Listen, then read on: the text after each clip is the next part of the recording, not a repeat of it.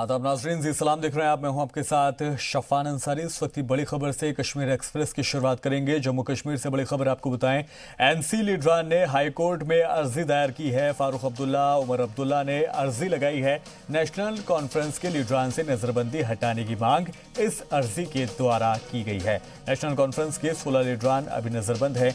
इन्हीं को आज़ाद कराने के लिए दरअसल ये एक अर्जी दायर की गई है। आपको बता दें, उमर अब्दुल्ला, फारूक अब्दुल्ला जो कि नज़रबंद थे एक लंबे वक्त तक, जब आर्टिकल को हटाया गया था।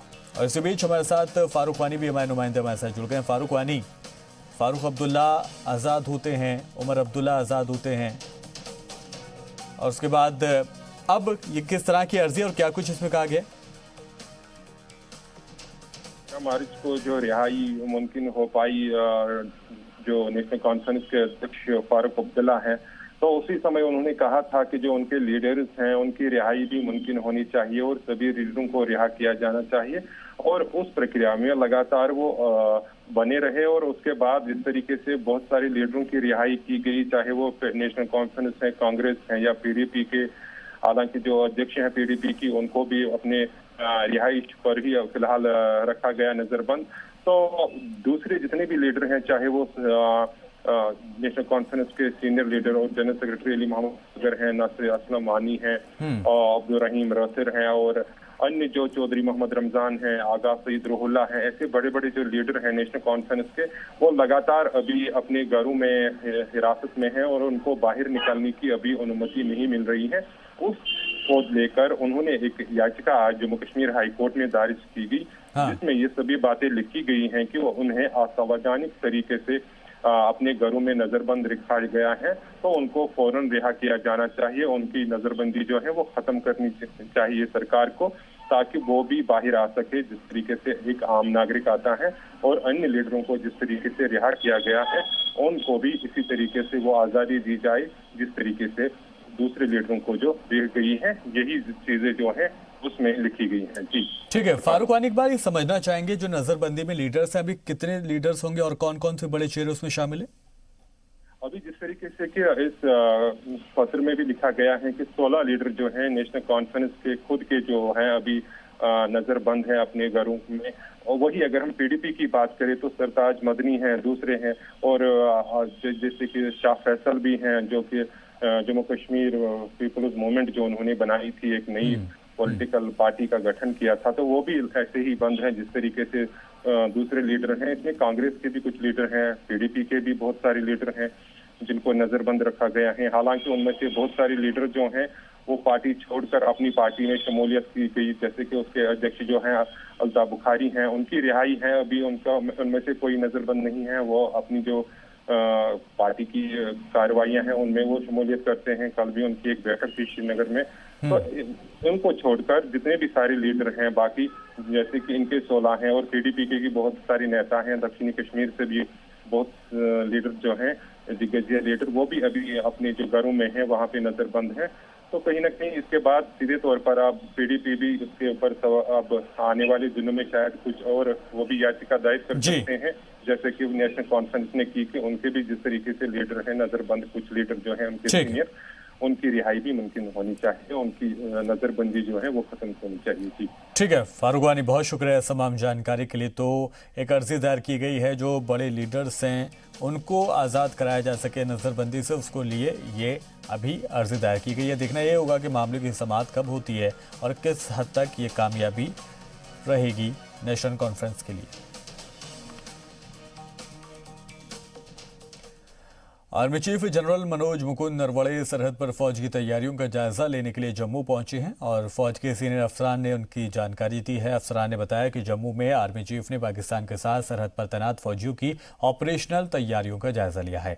इस दौरान उन्हें सीनियर कमांडर्स ने मौजूदा हालात और हिफाजती हालात की जानकारी दी। आर्मी चीफ ने जम्मू पठानकोट रीजन में तैनात हिंदुस्तानी फौजियों की तैयारियों का जायजा लिया। उन्होंने लेफ्टिनेंट जनरल उपेंद्र द्विवेदी से बुनियादी ढांचे के अपग्रेडेशन और फौज की ऑपरेशनल तैयारियों के बारे में जानकारी दी। आर्मी चीफ ने कहा कि हिंदुस्तानी फौज किसी भी हालात का सामना करने और दुश्मनों की बुज़दिलाना हरकतों को नाकाम करने के लिए पूरी तरह से सलाहियत रखती है। और खबरों में आगे बढ़ेंगे। जम्मू कश्मीर के अनंतनाग में मिलिटेंट और हिफाजती दस्तों के दरमियान तसादुम हुआ है, जिसमें 2 मिलिटेंट हलाक हो गए हैं। तसादुम में एक खातून के जख्मी होने की खबर है। फिलहाल सिक्योरिटी फोर्सेस इलाके का मुहासरा करके सर्च ऑपरेशन चलाए हुए हैं। गुफारा के बिजबिहारा अनंतनाग इलाके में फोर्सेस के साथ झड़प में 2 मिलिटेंट मारे गए हैं और उनके कब्जे से भारी मिकदार में असला और गोला बारूद भी बरामद किया गया है। अगर हम गुज़श्ता 1 महीने से हालात को देखें तो जितने भी एनकाउंटर्स हुए वो नीट एंड क्लीन थे और काफी कम नुकसान जो है सिक्योरिटी फोर्सेस को उठाना पड़ा, जिससे ये बात साफ आया हो जाती है कि कहीं ना कहीं पे जो सिक्योरिटी इनपुट है उस पर काफी काम किया गया है और जो नेटवर्क बनाया है सिक्योरिटी फोर्सेस ने इंटेलिजेंस का वो भी काबिले तारीफ है। और इस एनकाउंटर में अभी तक 2 मिलिटेंट मारे गए हैं और जिनकी शिनाख्त अभी नहीं की गई है, लेकिन उनके कब्जे से भारी मिकदार में असला और गोला बारूद बरामद किया गया है। खालिद मुंतजिर, जी मीडिया नेटवर्क, सिरगुफारा, बिजबिहारा, अनंतनाग। जम्मू कश्मीर में सिक्योरिटी फोर्सेस के हाथ बड़ी कामयाबी लगी है। सिक्योरिटी फोर्सेस ने मिलिटेंटों के बड़े मंसूबों को नाकाम कर दिया और 3 मिलिटेंट को ढेर भी कर दिया। बारामूला जिले के सोपोर इलाके में सिक्योरिटी फोर्सेस के साथ तसादुम में इतवार की सुबह 2 पाकिस्तानी शहरी समेत लश्कर तैयबा के 3 दहशतगर्द मारे गए। ये पाकिस्तानी शहरी हाल ही में सिक्योरिटी फोर्सेस पर हुए हमले में शामिल रहे थे। फौज ने तसादुम वाली जगह के कसीर तादाद में हथियार और गोला बारूद भी बरामद किया है। एक पुलिस अफसर ने बताया कि सिक्योरिटी फोर्सेस ने दहशतगर्दों की मौजूदगी की जानकारी मिलने के बाद सोपोर शहर के रेबन इलाके में शनिचर की देर रात को आसपास घेराबंदी की और तलाशी मुहिम चलाई, जहां दहशतगर्दों की मौजूदगी का पता चलने के बाद उन्हें सरेंडर करने का मौका दिया गया। हालांकि उन्होंने तलाशी कर रही टीम पर गोलीबारी शुरू कर दी, जिसके जवाब में हिफाजती दस्तों ने भी कार्रवाई की।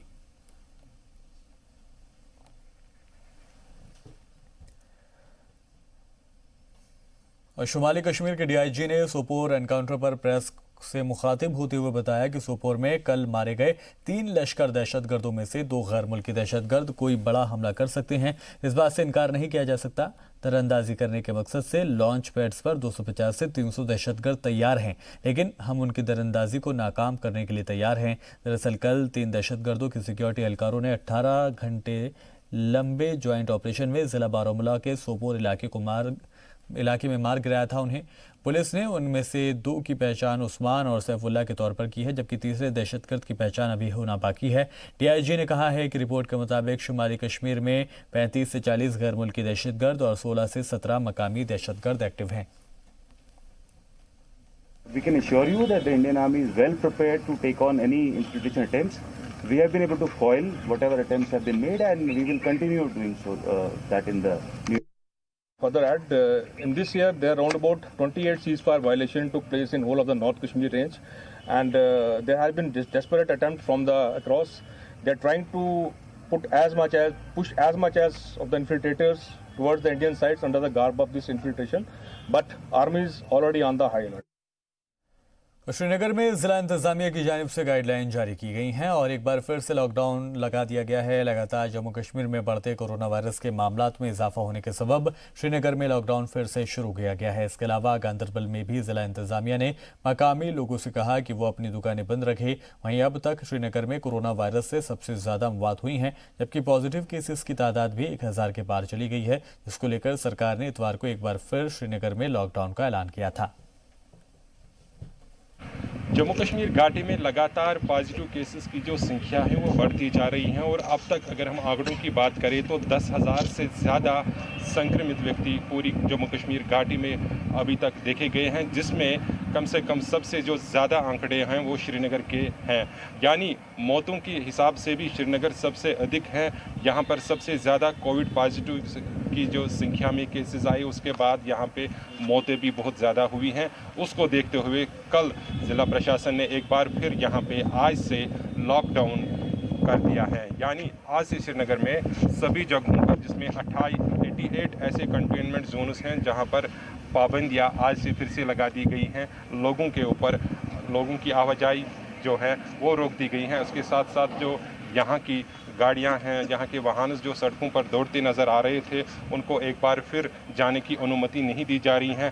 केवल जो इमरजेंसी आपातकालीन सेवाएं हैं उनको फ़िलहाल चलने की इजाज़त दी गई है। उनमें से चाहे सेहत विभाग हैं या फिर इमरजेंसी दूसरे डिपार्टमेंट्स हैं, उनको अनुमति दी जा रही है कि वो आगे जाए, और उनके पास भी जो पासेस हैं उनको देखा जा रहा है, उसके बाद उनको अनुमति दी जा रही है। तो लगातार इस स्थिति से अब निपटने के लिए श्रीनगर ज़िला प्रशासन ने आज से पूरे कश्मीर घाटी में लॉकडाउन की घोषणा फिर कर दी है। फारूक वानी, जी मीडिया, श्रीनगर। सुप्रीम कोर्ट ने अमरनाथ यात्रा पर रोक लगाने से इनकार कर दिया है। अदालत उस्मा ने कहा कि जम्मू कश्मीर अब यूनियन टेरिटरी बन चुका है, जहां कोरोना को लेकर मरकजी हुकूमत की गाइडलाइंस नाफिज होती हैं। इसीलिए सुप्रीम कोर्ट इसमें कोई दखल अंदाजी नहीं करेगा। सुप्रीम कोर्ट ने कहा कि अमरनाथ यात्रा का इनेकाद और उसके दौरान सेहत के लिए बरती जाने वाली एहतियात पर फैसला लेना सरकार का काम है।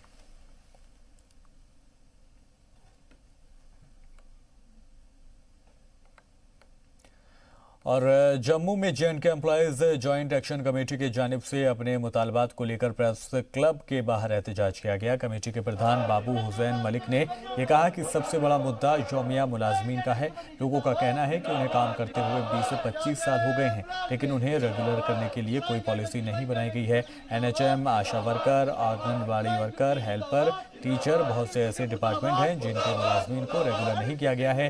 J&K employees joint action committee का कहना है कि अगर हमारे मुतालबात पूरा नहीं किए गए तो और एहतजाज में शिद्दत आएगी।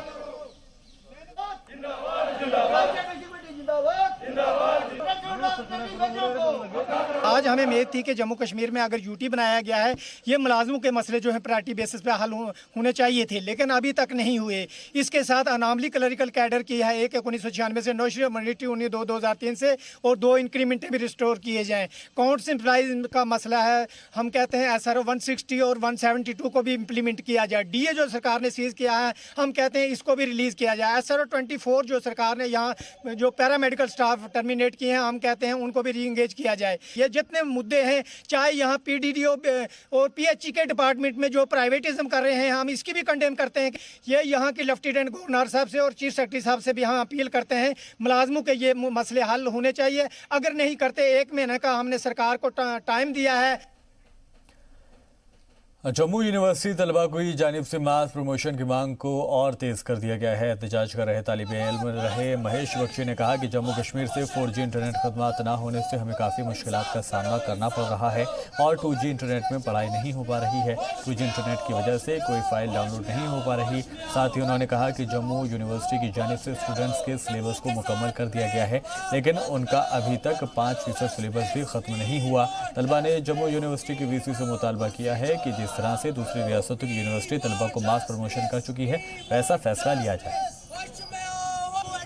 तो जम्मू कश्मीर वादी मेवे की सनत के सबब पूरी दुनिया में मशहूर है और जनूबी कश्मीर से लेकर शुमाली कश्मीर तक लोग मेवे की सनत से जुड़े हुए हैं, जिसमें ख़ास तौर पर कश्मीर वादी में सेब की तिजारत पूरी दुनिया में मशहूर है।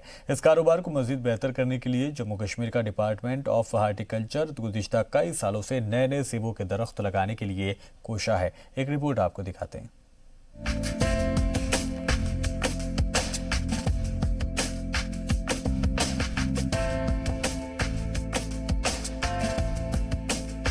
जनूबी कश्मीर के पुलवामा में किसान अब नई सेबों की नस्ल और इसकी पैदावार बढ़ाने में लगे हुए हैं। Hybrid plant department of horticulture की जानिब से किसानों को प्लांट दिया गया है, जिसकी खुसूसियत है कि ये ज्यादा बड़ा नहीं है, बल्कि बहुत कम हाइट पर ही ये अपना फल देता है। वहीं दूसरी जानिब किसानों को काफी शिकायतें भी हैं जो वे सरकार तक पहुंचाना चाहते हैं। किसानों का मानना है कि गुज़िश्ता साल सर्दियों के महीने में बर्फबारी के सबब उनके खेतों और बागीचों को काफी नुकसान हुआ है। सेब के दरख्त जड़ से ही उखड़ गए थे, जिसका मुआवजा बहुत कम अदा किया गया। मेरे हिसाब से मेन इश्यूज 3 हैं। नंबर 1 है डिजीज़ का मतलब इधर है। एक मसला इधर होता है कि टाइमिंग पे दवाई नहीं हो पा रही है ज़िम्मेदारों के ज़रिए। तो मेरे ख्याल में उसके लिए सबसे अच्छा है कि अगर गवर्नमेंट यहाँ डिजीज़ फोरकास्टिंग सिस्टम मतलब इस्टेब्लिश करे यहाँ। अगर वहाँ पे एक लैब एस्टेब्लिश की जाए हर जगह, वो डिजीज़ फोरकास्टिंग में हमको एक होता है, वो पहले से ही हमको पता लगता है कि ये अब तो ये डिजीज़ आने वाली है, तो ज़मींदारों को मतलब इन्फॉर्म किया जाता है कि you should be ready for spraying. Number दूसरा इशू है हमारा नेचुरल कैलेमिटीज़ कि पिछले साल भी हमने देखा कि तकरीबन नसफ वैली से ज़्यादा मतलब हाफ ऑफ वैली वाज मतलब ये orchards of valley were destroyed by this hello storm. Anti hail net अगर मतलब गवर्नमेंट प्रोवाइड करेगी सब्सिडी बेसिस पे, तो उसमें ज़मींदार मतलब उनका रेस्क्यू हो जाएगा। किसानों को दरख्त पर लगने वाली बीमारियों से भी दो चार होना पड़ रहा है। किसानों का कहना है कि हॉर्टिकल्चर डिपार्टमेंट की एक टीम है जो कि उन्हें दवाओं के बारे में मालूमात फराहम कराती है, लेकिन सही वक्त पर उन्हें दवाओं के बारे में जानकारी हासिल नहीं हो पाती, जिसकी वजह से उन्हें काफी नुकसान होता है। किसानों ने कहा कि हुकूमत को चाहिए कि वो कोई ठोस पॉलिसी बनाकर किसानों को बीमारियों के बारे में जानकारी दे। ग्रोवर के पॉइंट ऑफ व्यू से एक हॉर्टिकल्चर डिपार्टमेंट को अपना चैनल चलाना चाहिए, ठीक है, जहाँ पे या रेडियो पे एक प्रोग्राम चलाए जहाँ पे वो रेगुलरली अपडेट्स दें फार्मर्स को, ठीक है, चाहे वो दवाइयों के रिलेटेड हो या पॉलिसीज़ के रिलेटेड हो, और उससे उनकी एक रीच ज़्यादा मिलेगी ग्रोवर्स तक। तो आई थिंक अगर वो एक स्टेप ये ले लें कि कोई एक प्रोग्राम चलाएं, आपके तहत भी, आपके थ्रू भी हो सकता है वो, तो I think that will be really helpful. Department of horticulture के पुलवामा इंचार्ज का कहना है कि उनके पास बाकायदा अलग डिपार्टमेंट और टीमें एस्टेब्लिश की गई हैं, जो किसानों को वक्त पर सही जानकारी देती रहती है। उन्होंने मजीद बताया कि पुलवामा में सेबों की पैदावार बहुत ज्यादा कामयाब रही है। उन्होंने कहा कि जिले में हाइब्रिड प्लांट भी किसानों के लिए काफी मुफीद साबित हो रहा है। अनप्रेसिडेंटेड स्नोफॉल हमारे यहाँ पे हुआ, पूरे कश्मीर वैली की बात हम करेंगे, ठीक है।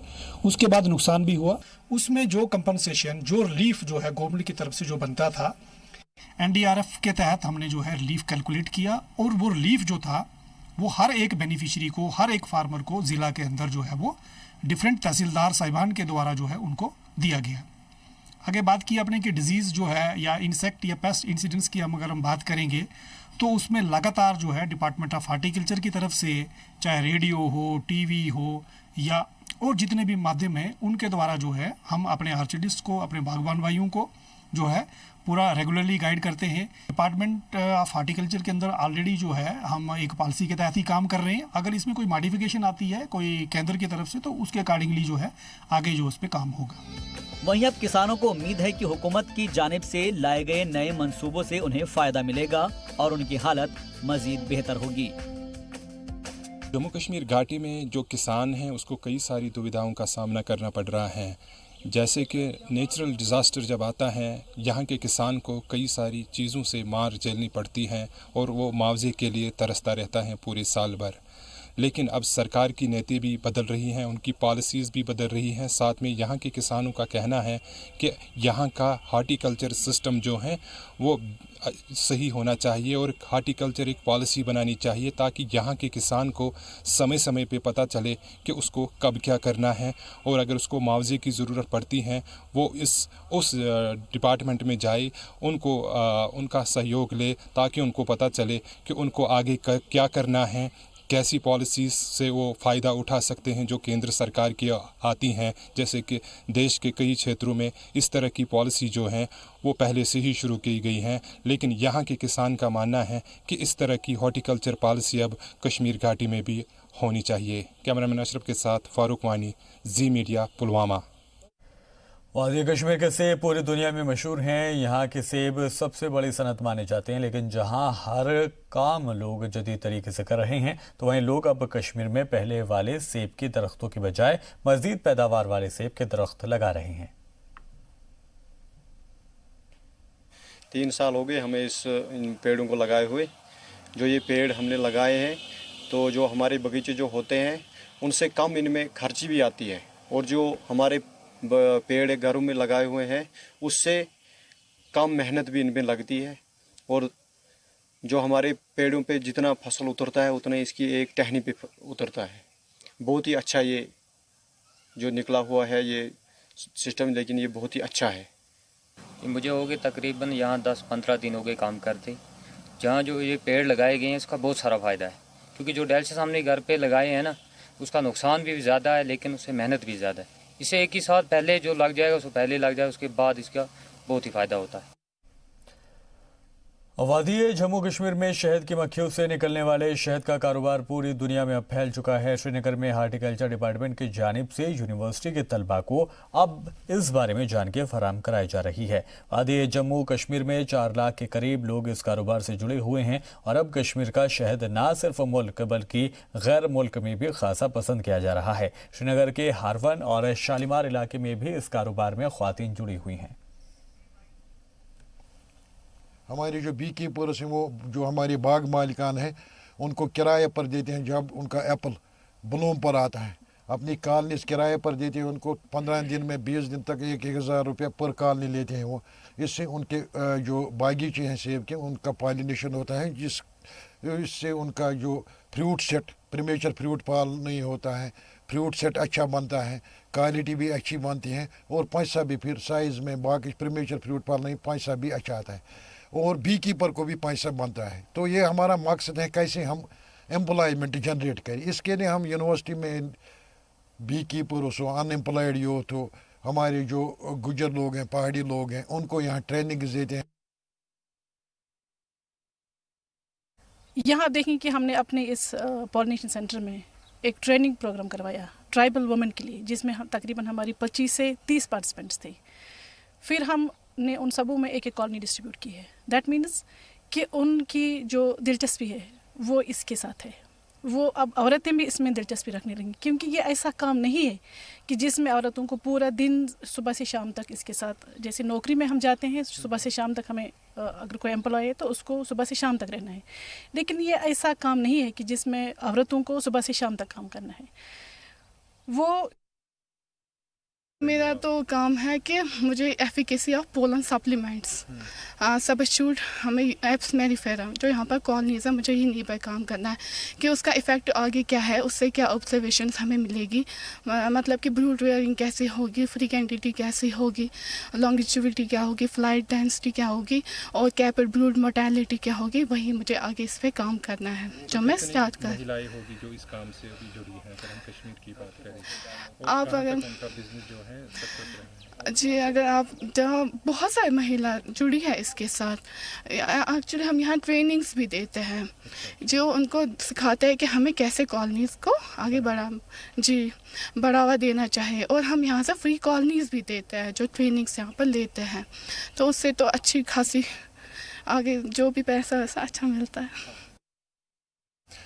बी कॉलोनीज़ का बिज़नेस यानी शहद का बिज़नेस अब जम्मू कश्मीर घाटी में रोज़ बरोज़ बढ़ता जा रहा है और न केवल अब पुरुष बल्कि महिलाएं भी अब जुड़ रही हैं इसके साथ, इस काम के साथ। आप देख सके हैं कि यहाँ पर स्कॉस्ट यूनिवर्सिटी में बाज़ाब्ता यहाँ पे ट्रेनिंग भी दी जा रही है और ये जो आप देख रहे हैं बी कॉलोनीज़, यहाँ पे इनको सिखाया जा रहा है कि जो महिलाएँ हैं कैसे वो अपने घर में जाकर अगर किसी के पास ज़मीन है तो उसका उपयोग करके आप इस बड़े बिज़नेस की ओर जो वर्ष 2020 में काफ़ी आगे जा चुका है उसमें अपना परिवार पाल सकते हैं। कैमरामैन अशरफ के साथ फारूक वानी, जी मीडिया, श्रीनगर।